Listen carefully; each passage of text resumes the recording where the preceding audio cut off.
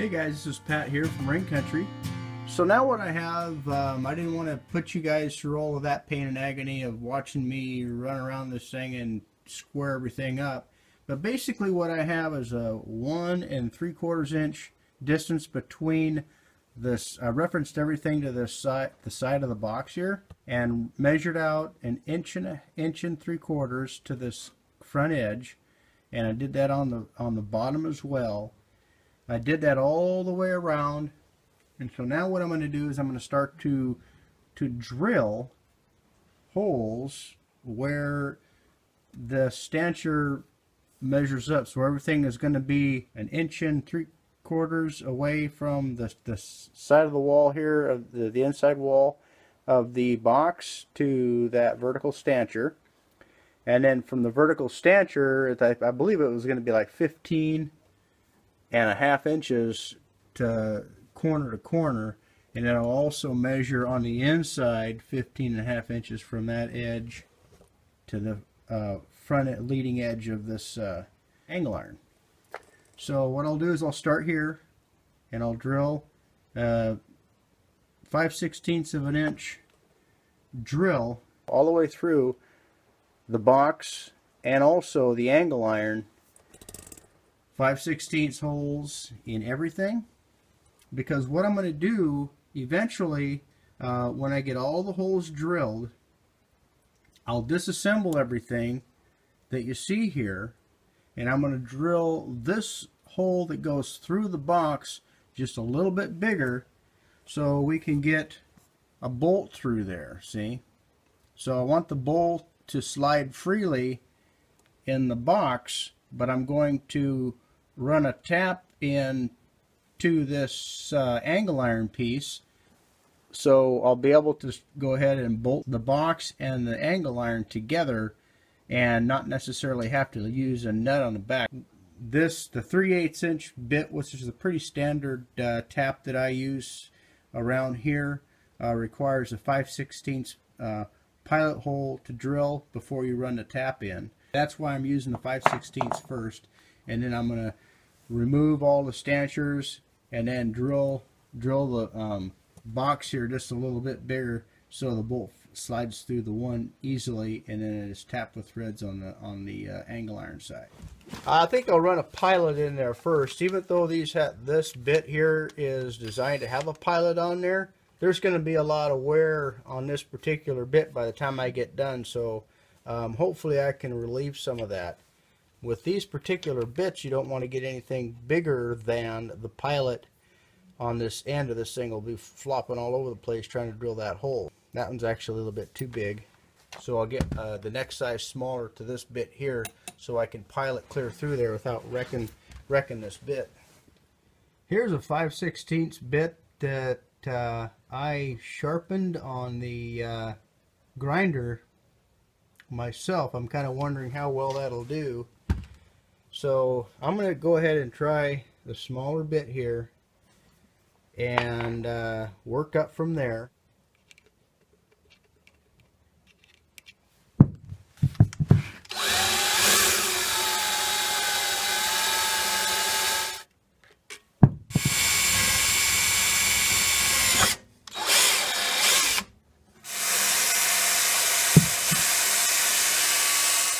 Alright, just out of pure fun and excitement, I'm going to go ahead and try that bit that I had sharpened on the grinder.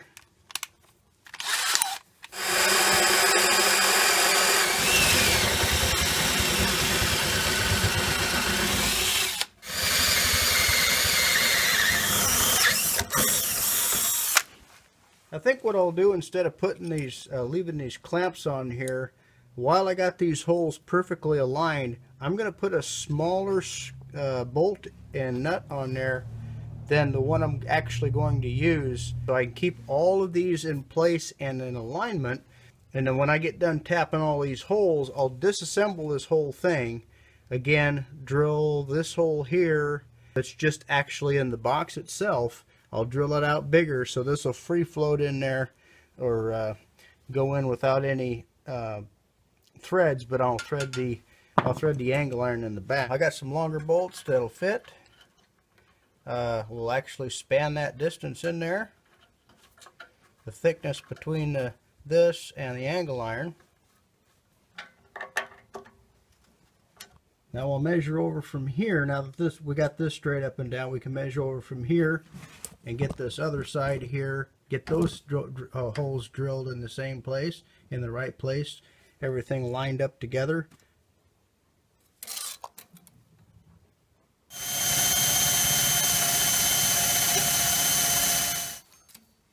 Okay, so now it's time to drill the other side. Okay guys, I got all the holes drilled out for the 5/16. So before I go ahead and remove everything and disassemble, I'm going to mark the mounting holes for the table saw itself on the new stanchions. So I'm going to measure what the distance is between the center of the hole here and the outside of the angle iron, and likewise on the back side where the edge of the stanchion is over to the inside to the center of this oblong hole, so I have a little bit of play here, so I can get this thing right at, I got this at a 1/4 inch overhang. This is a 1/4 inch overhang, so it kind of makes a nice little stair step there.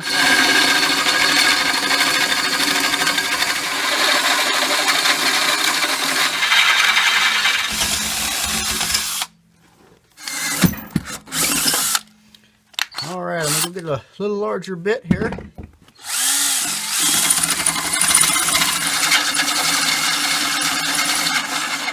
Alright guys, now I'm going to tap this out to 3/8 to accommodate the bolts on the back side of the box there. This is the leg supports, or elevated leg supports there.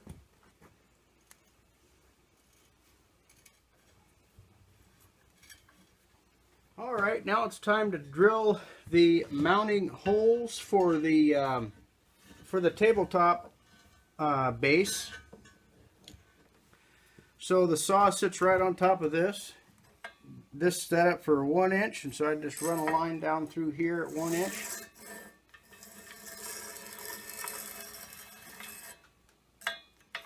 And that's the center of this 2-inch angle iron. 1 3/4 in. I'll drill a hole 5/16 to run a tap in, and off of the other end it'll be 5 inches.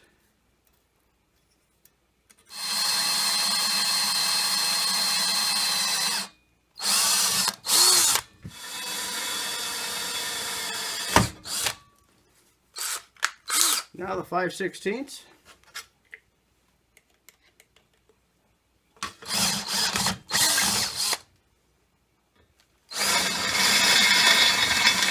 Now I'll run the 3/8 tap in here.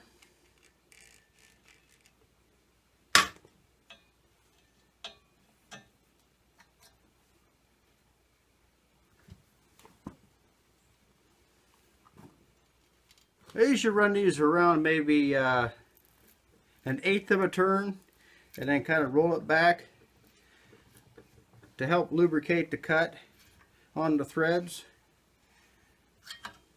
If you don't do that, what happens is you can break off your tap. And also, they recommend that you run the tap all the way down to make sure the hole gets cleaned out.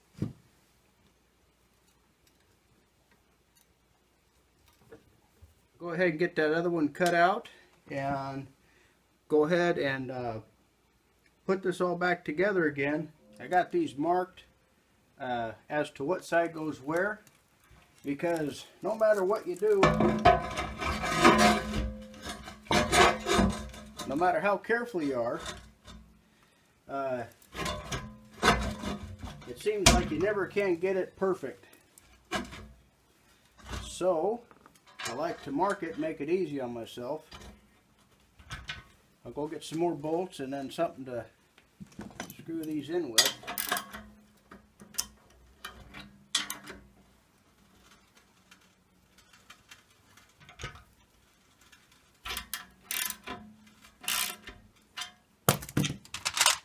get them started first. I don't want to run them all the way in just in case I need to make a minor adjustment.